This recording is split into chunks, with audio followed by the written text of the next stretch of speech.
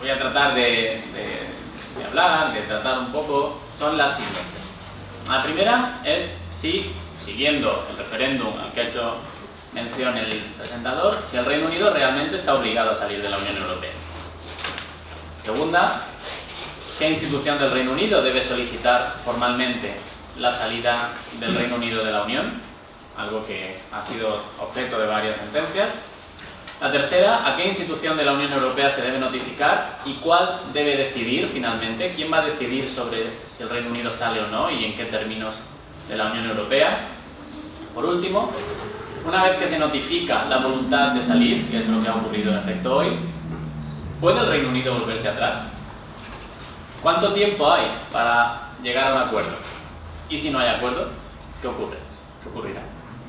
Si finalmente el Reino Unido sale de la Unión Europea, ¿cómo quedará la relación entre la Unión y el Reino Unido? Muchas preguntas, trataremos de ir rápido sobre ello. Desde un punto de vista jurídico, esto es todo lo que sabemos. 232 palabras regulan todo lo que va a suceder en los próximos años. Se trata de un artículo, se suele decir que es el artículo 50 del Tratado de Lisboa, en realidad es el artículo 50 del Tratado de la Unión Europea, aparece en todos los periódicos, en todos los telediarios, no se preocupe. Es el Tratado de Lisboa, reformó el Tratado de la Unión Europea y el Tratado de Funcionamiento de la Unión Europea. Después de esa reforma, el nuevo artículo 50 del Tratado de la Unión Europea establece el procedimiento de salida de un Estado miembro de dicha Unión. ¿Cómo se debe proceder? En primer lugar, el artículo señala que todo Estado miembro es libre de salir de la Unión Europea, de conformidad con sus normas constitucionales. Es decir, antes de solicitar la salida, serán las normas constitucionales del Estado que quiera salir las que tendrán que dictar cómo se instrumenta la salida. ¿Qué institución, si quieren verlo así, debe solicitar la salida? Una vez que el Reino Unido, en este caso, solicita la salida, esa salida se notifica al Consejo Europeo, es lo que ha ocurrido hoy, con la entrega de la famosa carta, sobre la foto que todo el mundo se ha hecho, con la entrega de la carta notificando la intención de salir, de aplicar, de invocar el artículo 50 al presidente del Consejo Europeo, el polaco Donald Tusk. El Consejo Europeo, ya veremos, elaborará unas directrices que se han anunciado estarán publicadas en las próximas 48 horas. Esas directrices serán posteriormente avaladas por el propio Consejo Europeo el 29 de abril, si no pasa nada raro. Posteriormente se iniciará una negociación que llevará a cabo la Comisión y al final tendrá que decidir el Consejo y el Parlamento sobre la eventual salida del Reino Unido. ¿Cuál es la situación actual? Vamos a tratar de desgranar un poco más el procedimiento y la situación en la que estamos. El Reino Unido ha adoptado la ley de salida de la Unión Europea, la ley de notificación de la salida, formalmente hablando, que fue presentada al Parlamento británico el 26 de enero de este año. La ley fue aprobada por 494 votos a favor por la Cámara de los Comunes y 122 en contra, sin enmiendas. El hecho de que no hubiera enmiendas parece ser que es la primera vez que ocurre desde 1914. Es algo muy raro. ¿Por qué no ha habido enmiendas? Podemos hablar de eso más tarde. El contenido de la ley es bien sencillo. La ley simplemente señala ahí, lo único que establece es la posibilidad de otorgar al primer ministro, en este caso a Theresa May, la capacidad de invocar el artículo 52 del Tratado de la Unión Europea, es decir, la intención del Reino Unido formalmente de salir de la Unión Europea.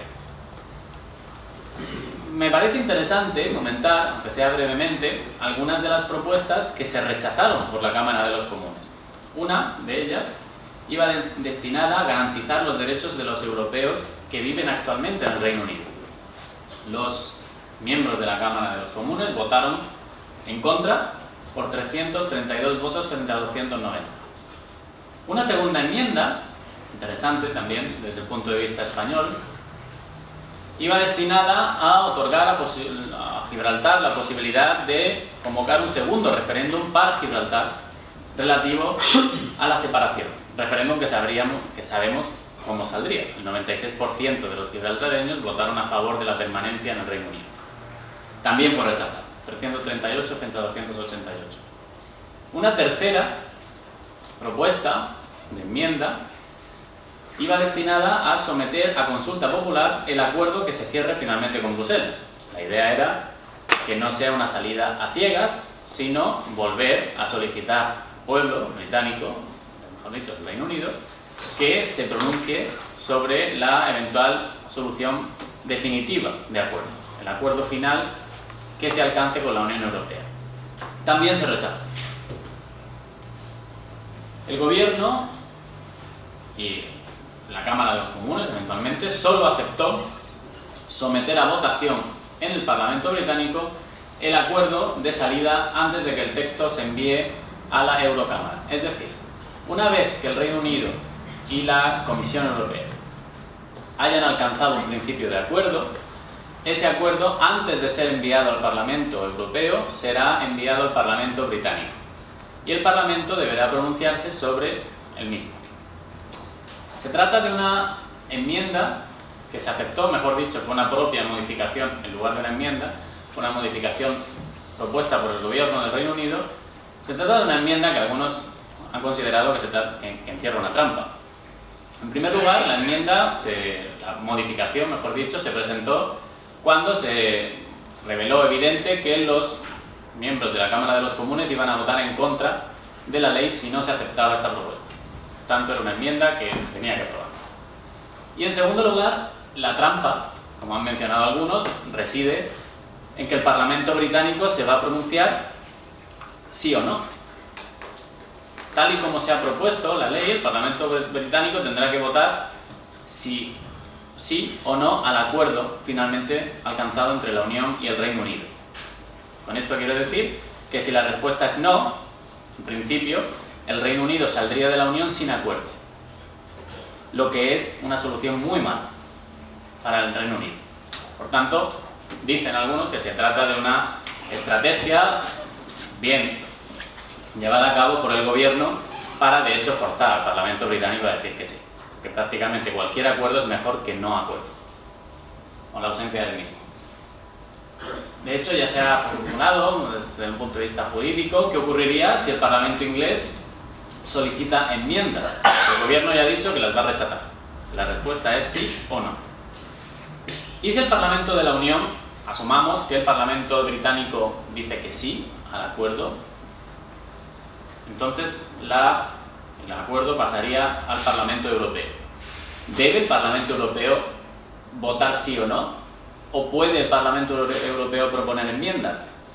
Nada dice el artículo 50 a este respecto. El artículo 50 simplemente dice que el Parlamento Europeo se tendrá que pronunciar.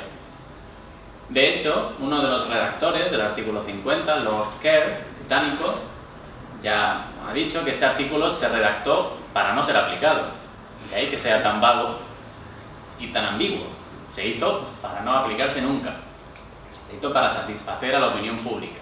Pues aquí lo tenemos.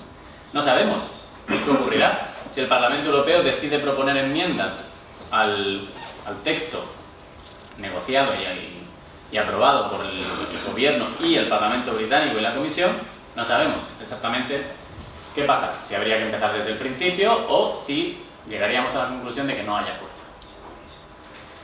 En cualquier caso, esta es la situación desde el punto de vista británico. La Cámara de los Lores, continuó con la secuencia de hechos, aprobó una enmienda para proteger los derechos de los ciudadanos comunitarios que viven en el Reino Unido. La enmienda, que había sido rechazada por la Cámara de los Comunes, fue aprobada por la Cámara de los Lores. Sin embargo, como saben, la Cámara de los Comunes puede anular enmiendas de la Cámara de los Lores, y así lo hizo. La Cámara de los Comunes rechazó la enmienda aprobada por los Lores. La ley finalmente se aprobó sin enmiendas y hoy se ha notificado oficialmente la salida. Las razones por las que el Gobierno británico y el Parlamento británico no quiere aceptar este tipo de enmiendas parecen evidentes. Se trata de tener las manos libres para negociar. Yo no creo que el Reino Unido quiera maltratar a los ciudadanos europeos que vivan en el Reino Unido. Eso ya ha dicho oficialmente que no, que quiere respetar sus derechos, pero no quiere atarse las manos, formalmente hablando, para respetar dichos derechos. Y no los ha querido incluir como tal en la propuesta de ley.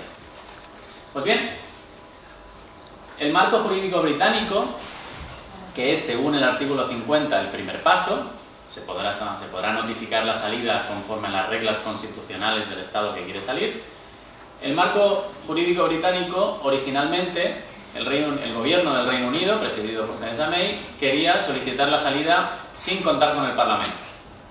El Parlamento y una serie de diputados del Parlamento, dirigidos por una empresaria, de hecho, la señora Miller, junto con el gobierno escocés, consideraron que impugnaron dicha propuesta, señalando que sería el Parlamento, o debería ser el Parlamento, quien aprobara formalmente la ley para solicitar la salida. Por tanto, el gobierno quería hacerlo solo, sin contar con el Parlamento, y el Parlamento quería obligar al gobierno a contar con él. Los jueces, primero la Divisional Court, Inglaterra y Gales, después el Tribunal Supremo, rechazaron las tesis del gobierno y aceptaron que será el Parlamento el que tenga la última palabra sobre el Brexit. La justificación es interesante, porque la justificación que esbozan ambos tribunales es básicamente que la situación de los ciudadanos británicos después del Brexit será peor que la actual. Es decir, que sus derechos se van a ver afectados, y se van a ver afectados para peor. De ahí que cualquier modificación de derechos ya adquiridos tenga que ser avalada por el Parlamento. Por tanto, se trata de una justificación interesante. La mayoría de miembros del Parlamento estaban en contra del Brexit y, sin embargo, han votado a favor del mismo.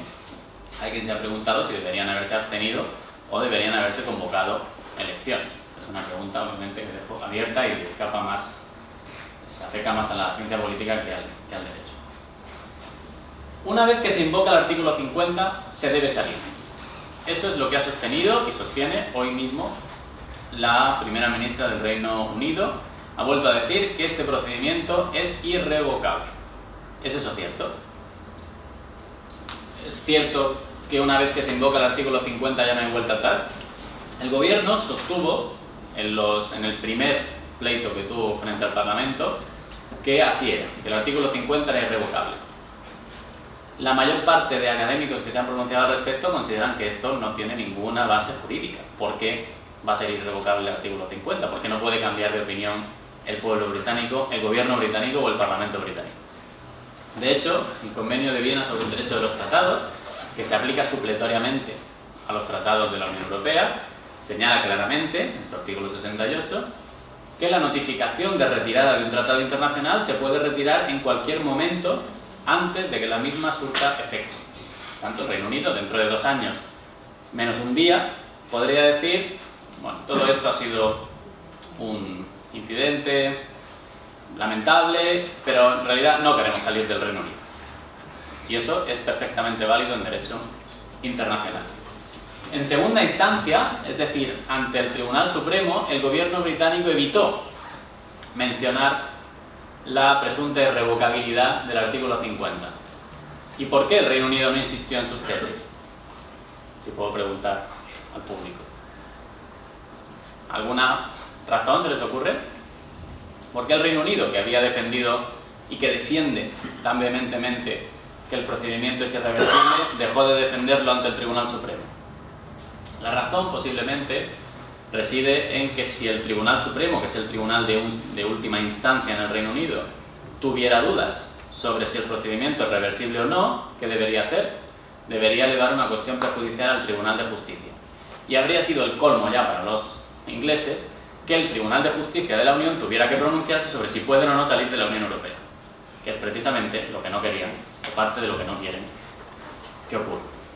La jurisdicción del Tribunal de Justicia. Por tanto, el gobierno británico convenientemente omitió este argumento y evitó que el Tribunal Supremo tuviera que pronunciarse sobre el mismo. Y bien, ¿cuáles son los siguientes pasos? El Consejo Europeo de 15 de diciembre de 2016 estableció los pasos a seguir a partir de ahora. Los 27 dirigentes de la Unión, digo bien, 27 y no 28, adoptarán unas directrices sobre las negociaciones. Estas directrices serán las directrices que presente Donald Tusk, el presidente del Consejo Europeo, dentro de las próximas 48 horas. Las aprobarán formalmente el 29 de abril y podrán actualizarlas cuantas veces lo consideren oportuno. Una vez que esas directrices se publiquen, la Comisión las desarrollará y las explicará de una forma mucho más detallada y hará un mandato de directrices para la negociación muy preciso. Ese mandato o directrices detalladas pasará al Consejo. Como saben, el Consejo Europeo es el de los jefes de Estado, el Consejo es el de los representantes de los gobiernos a nivel ministerial. El Consejo tendrá que aprobar las directrices que le presente la Comisión, como presumiblemente hará. Todos estos documentos, al parecer, están ya redactados. El Consejo adoptará, por tanto, las directrices que le presente la Comisión y nombrará al jefe negociador por parte de la Unión Europea, que, como ya sabemos también, es Michel Barnier. Michel Barnier ha sido comisario europeo en varios asuntos, incluido el programa Peace, relacionado con la paz en Irlanda del Norte, por tanto, ha sido también comisario en asuntos de mercado interior y servicios financieros, por tanto, se trata de una persona especialmente apta para el trabajo. El Consejo y los órganos del Consejo, es decir, el Comité de Representantes Permanentes, el COREPER, seguirán las negociaciones que llevará a cabo la Comisión, de forma que la Comisión será la que negocie, pero el Consejo controlará políticamente las negociaciones. Tanto, en resumidas cuentas, el Consejo Europeo va a proponer las líneas maestras de la negociación entre la Unión y el Reino Unido, la Comisión y el Reino Unido negociarán los acuerdos, los términos definitivos del acuerdo. Esto, en principio, será sometido, el acuerdo al que lleguen será sometido al Parlamento Europeo, que deberá, en principio, decir sí o no, salvo que se interprete que puede proponer enmiendas. Si el Parlamento Europeo está de acuerdo, pasará el acuerdo al Consejo, y el Consejo deberá pronunciarse por mayoría cualificada, es decir, 20 de los 27 miembros deberán votar a favor. Y esto es interesante porque algunos estados, como España, ya han señalado una serie de líneas rojas, ¿no? Por ejemplo, respecto de Escocia o respecto de Gibraltar. En principio, España puede votar que no y el acuerdo puede ser que sí, porque no se requiere unanimidad, se requiere una mayoría cualificada. Por tanto, cuidado con esas líneas rojas porque pueden perfectamente no ser finalmente respetadas. El artículo 50 establece un plazo de 2 años para hacer todo esto, plazo que se antoja prácticamente imposible. Entre otras cosas porque el acuerdo debería estar cerrado dentro de 18 meses para que en los 6 meses restantes diera tiempo a la ratificación por parte de los parlamentos nacionales. Ratificación que será necesaria porque el acuerdo será seguramente un acuerdo mixto, es decir, firmado por la Unión y por los Estados miembros. ¿Y cómo será ese acuerdo? Como dicen los ingleses, only God knows. No lo sabemos, es muy difícil saberlo. Lo único que podemos saber a día de hoy es cuáles son las posturas iniciales, que ya han sido más o menos esbozadas con claridad. Por una parte, el Reino Unido quiere recuperar el control de sus fronteras, quiere evitar la jurisdicción del Tribunal de Justicia, quiere un acuerdo comercial robusto, profundo, y quiere negociar todo simultáneamente. Derechos, pasado, futuro. La Unión Europea, por el contrario, ha dicho que su prioridad es garantizar los derechos de los ciudadanos de la Unión y del Reino Unido. Por tanto, la primera medida que quiere la Unión Europea que se adopte, el primer acuerdo que quiere que se alcance, es el de garantizar y eliminar cualquier incertidumbre sobre las personas que ahora mismo residen en el Reino Unido, siendo otro Estado miembro, o los ciudadanos británicos que residen en nuestro país o en la Unión Europea.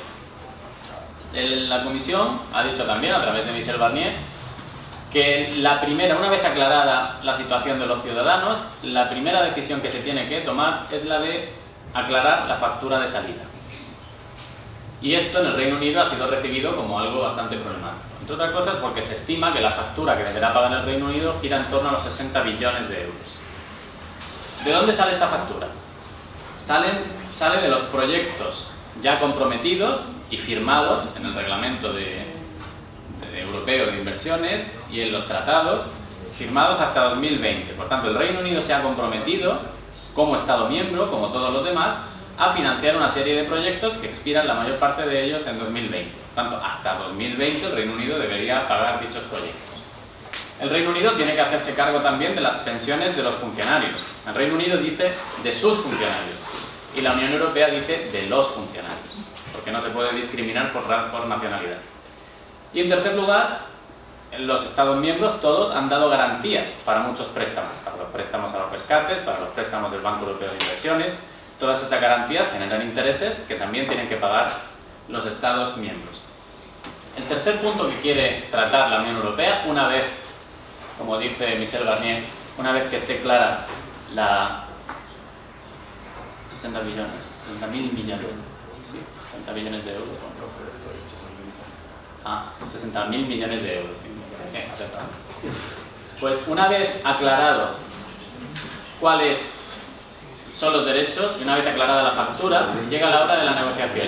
Y la Comisión Europea quiere comenzar por la situación en Irlanda del Norte. Una vez aclarada la situación en Irlanda del Norte, sobre todo la situación aduanera y de libre circulación, entraríamos por fin en el acuerdo que el Reino Unido quiere negociar desde ya, y es el acuerdo comercial. Un acuerdo comercial que Michel Barnier ha dicho también que será un acuerdo ambicioso, pero que el Reino Unido no puede aspirar a tener lo mismo que tienen los Estados miembros. El Reino Unido ha decidido salir y por tanto tendrá menos, lo que ha dicho literalmente Michel Barnier. Además ha afirmado, y claramente aquí empiezan a verse las líneas rojas, que el mercado interior no se puede elegir, o se toma o se deja, por tanto, libre circulación de personas también debe ser respetada junto con la libre circulación de mercancías o la libre prestación de servicios o la libre circulación de capitales. ¿Qué modelos tenemos de acuerdo? Y esto lo puedo dejar aquí y lo discutimos después en las preguntas para no alargar demasiado. Hay varios modelos, el modelo de Noruega, el modelo de Suiza, de Turquía, el de Canadá, el modelo duro, el Brexit, el hard Brexit que defiende el Reino Unido actualmente a nivel de negociación. Cualquiera de estos modelos en realidad se corresponde mal con la situación actual, porque fíjense que la situación es contraria a lo que ha ocurrido hasta ahora. Hasta ahora, cuando se ha negociado un acuerdo comercial, se ha tratado de armonizar las legislaciones comerciales de la Unión por un lado y del nuevo o del tercer país por otro, con Noruega, con Suiza, con Turquía, con Canadá. Pero aquí es al revés, las legislaciones son iguales hoy. Lo que se trata de gestionar es la divergencia, es decir, cómo pueden divergir, cómo pueden diferenciarse en el futuro y, a pesar de diferenciarse, poder seguir siendo un mismo mercado. Por tanto, todo lo que tenemos hasta ahora, en realidad hay que ponerlo un poco, hay que tratarlo con mucha prudencia. Por tanto, y sin entrar en los distintos modelos, la decisión de abandonar la Unión por parte del Reino Unido es una decisión que hay que respetar, ha sido adoptada por su pueblo y refrendada por su Parlamento. Es una decisión que crea una grave crisis constitucional, como no se ha conocido en la Unión. El resultado definitivo es incierto y al final parece que todo gira en torno a si el Reino Unido va finalmente a imponer su soberanía fronteriza frente a sus intereses económicos. Por otro lado, la misma pregunta se hace a la Unión Europea. ¿Va a ser la Unión Europea tan firme como lo está siendo durante todo el procedimiento y va a hacer realmente depender todo tipo de acuerdo a la libre circulación de personas? Hoy dicen que sí. No sabemos exactamente cómo acabará esta tragicomedia, si me permiten, que se ha llamado ya Leave Actually. Muchas gracias.